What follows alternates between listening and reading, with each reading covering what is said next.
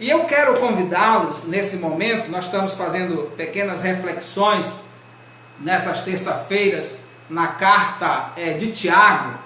E eu quero ler com os irmãos o que Tiago diz no capítulo 4, do verso 13 até o verso 17. Diz assim Tiago: atendei agora vós que dizeis, hoje ou amanhã iremos para a cidade tal, e lá passaremos um ano, e negociaremos, e teremos lucros. Vós não sabeis o que sucederá amanhã. Que é a vossa vida? Sois apenas como neblina, que aparece por instante e logo se dissipa.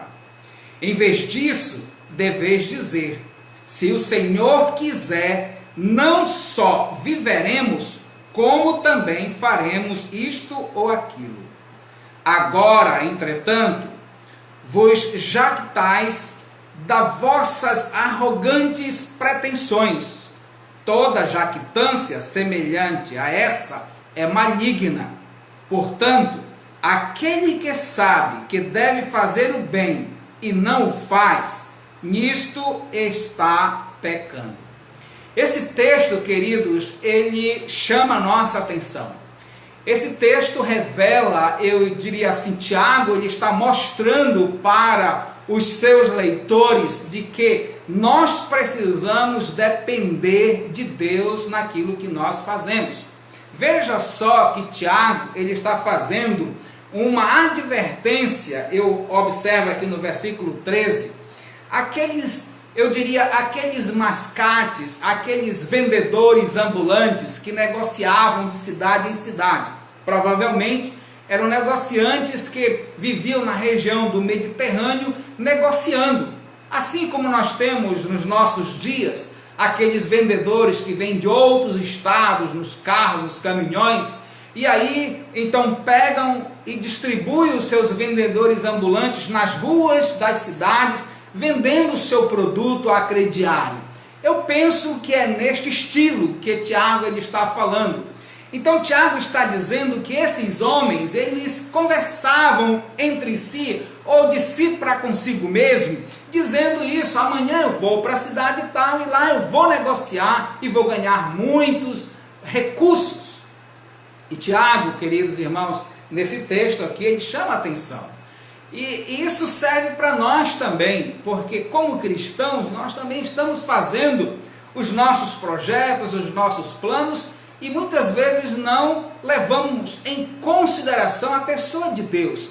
É como se nós estivéssemos tirando Deus da centralidade da nossa vida. E nós precisamos entender que, como cristãos, quem está no centro e quem deve estar no centro da nossa vida é o Senhor nosso Deus.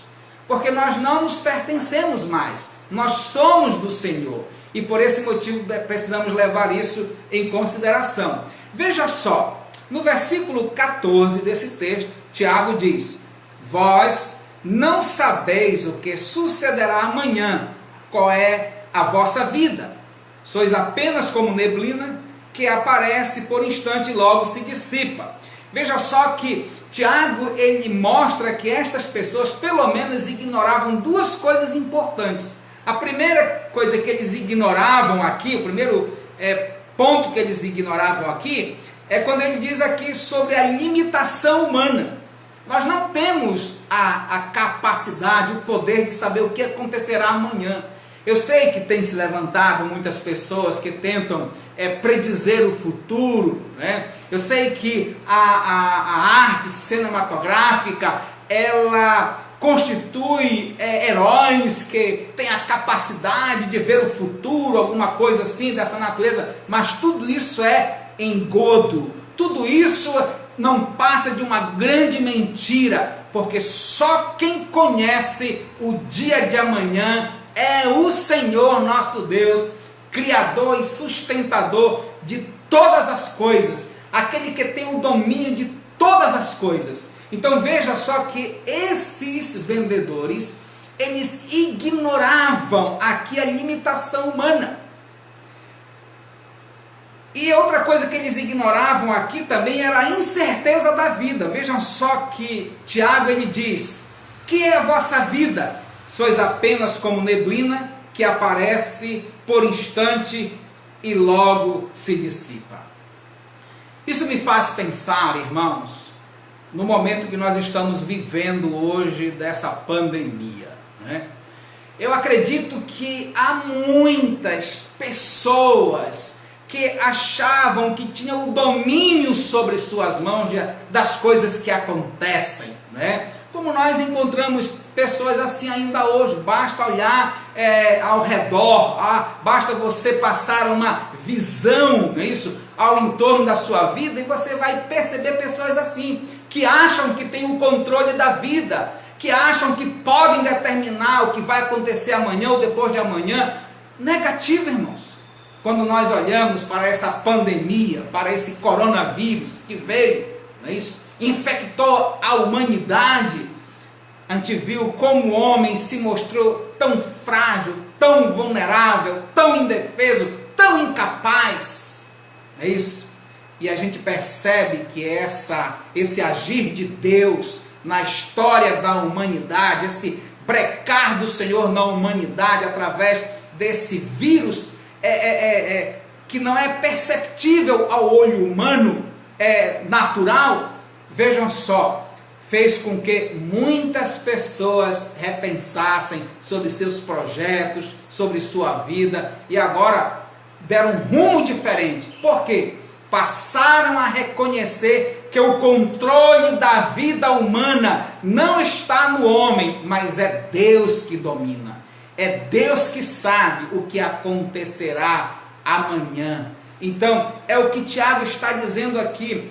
Vós não sabeis o que sucederá amanhã, que é a vossa vida. Sois apenas como neblina que aparece por instante e logo se dissipa. Aí, Tiago, ele vai, então, chamar a atenção dessas pessoas e fala a elas como elas devem proceder. Vejam só no versículo 15, ele diz: em vez disso, deveis dizer, se o Senhor quiser, não só viveremos, como também faremos isso ou aquilo. Ou seja, ele reconhece que o poder está nas mãos de Deus. É Deus que tem o domínio da vida, não é o homem, não é o homem. Eu tenho acompanhado as mídias e tenho visto depoimento de homens, eu tenho visto depoimento de médicos. Por que eu digo depoimento de médicos? Porque quando nós nos sentimos vulneráveis, porque quando nós nos sentimos ameaçados por uma enfermidade, por uma doença, nós, a princípio, logo recorremos à medicina. E nós depositamos toda a nossa confiança no médico, porque nós entendemos que eles estudaram para conhecer a biologia humana, para conhecer a estrutura humana, a anatomia humana. Então nós achamos que eles têm o conhecimento e que eles podem fazer alguma coisa por nós. E eu vi, queridos irmãos, nesse período de pandemia, muitos médicos chorando, reconhecendo a sua incapacidade diante da morte de uma pessoa que eles gostavam, que eles tinham um sentimento mais afetivo. Então vejam só, porque não é no homem, não é no poder do homem que está, sabe, queridos irmãos, o prolongar da vida, mas é em Deus. E Tiago chama a atenção para isso. Tiago, na realidade, ele está falando contra o orgulho humano, contra a soberba humana, porque o homem ele é orgulhoso, o homem ele é de fato excêntrico, e o homem, na sua ignorância, na sua soberba, ele não reconhece a grandeza de Deus. Veja só, meu querido irmão, no versículo 16 ele diz: agora, ele está finalizando essa questão, ele está dizendo, né? Agora, entretanto, vós jactais das vossas arrogantes pretensões. Agora vocês estão orgulhosos, certo? Estão orgulhosos, olha só, nesse sentido aqui, né? E altos se gloriam das suas vontade, dos seus desejos, dos seus planos. É como se os homens estabelecessem seus planos e achassem isso o máximo. Só que os seus planos fora da vontade de Deus, fora do direcionamento do Senhor. E Tiago, ele diz aqui, meus queridos irmãos, algo muito interessante. Tiago, ele diz aqui que toda jactância semelhante a esta é maligna. Tiago está dizendo que todo orgulho, que todo sentimento de altivez, que todo plano que está descentralizado da vontade de Deus, sabe, queridos irmãos, vem do maligno. Veja só como ele está dizendo aqui. Ele está dizendo, toda jactância semelhante a essa é maligna. Os nossos planos, principalmente como servos de Deus, como filhos do Deus Altíssimo, precisam ser estabelecidos sob o direcionamento do Senhor, sobre a vontade do Senhor e não sobre a nossa própria vontade. Não somos nós que determinamos o nosso futuro, não somos nós que determinamos o que nós devemos fazer. A nossa vontade tem que estar subjugada à vontade de Deus, à vontade de Deus, porque nós somos dele, nós o servimos. Por este motivo, nós precisamos procurar saber qual é a vontade de Deus para as nossas vidas. Devemos ter humildade para isso, para reconhecer que somos servos e como servos nós precisamos saber o que diz o nosso Senhor, aquele que nos salvou do império das trevas, da garra de Satanás. Veja que Tiago, ele finaliza essa perícope aqui dizendo o seguinte: portanto, aquele que sabe que deve fazer o bem e não faz, nisso está pecando.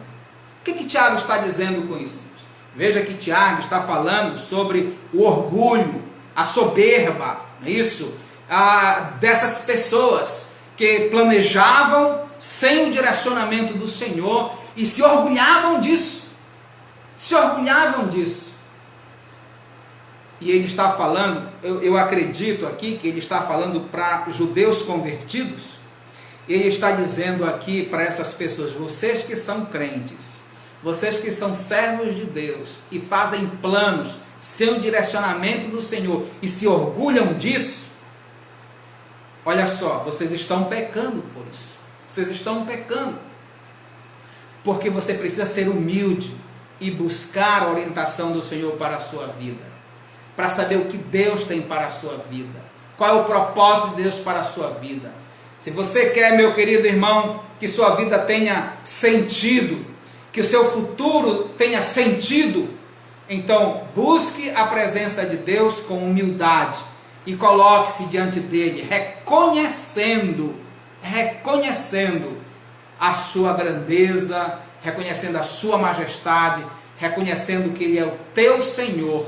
E por este motivo, é Ele quem te orienta, é Ele que te conduz, é Ele que mostra como você deve proceder nessa caminhada cristã.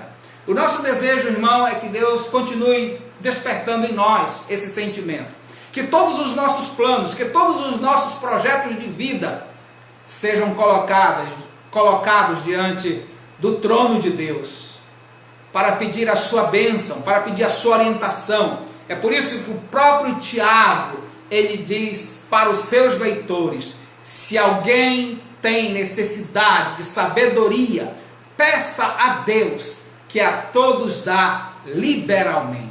Então, se você precisa de sabedoria, se você precisa de instrução, se você precisa de orientação para estabelecer seus planos e projetos, vá à presença de Deus. Busque, porque Deus, Ele te abençoará. Ele te dará o conhecimento necessário para que seus planos sejam bem estabelecidos. Eu vejo, sabe, queridos irmãos, eu tenho visto tantas pessoas que estabeleceram seus planos, seus projetos, sem consultar a vontade de Deus. E muitos desses projetos deram errados. Muitos desses projetos deram errado. E aqueles mesmo que foram até bem-sucedidos humanamente nos seus projetos, mas ainda assim são infelizes. São infelizes. porque não foi segundo a vontade de Deus. Não foi segundo a vontade de Deus. Porque quando nós executamos os nossos planos dentro da permissão de Deus, dentro daquilo que Deus coloca para nós, sabe, queridos irmãos, a felicidade, ela nos acompanha, mesmo em meio às dificuldades, mesmo em meio aos problemas, mas a felicidade, ela faz parte da nossa vida. Que Deus te abençoe, que Deus te ajude a ter uma vida assim, sempre colocada diante do altar do Senhor, buscando a sua orientação, buscando os seus planos para você e para a sua família, Nós vamos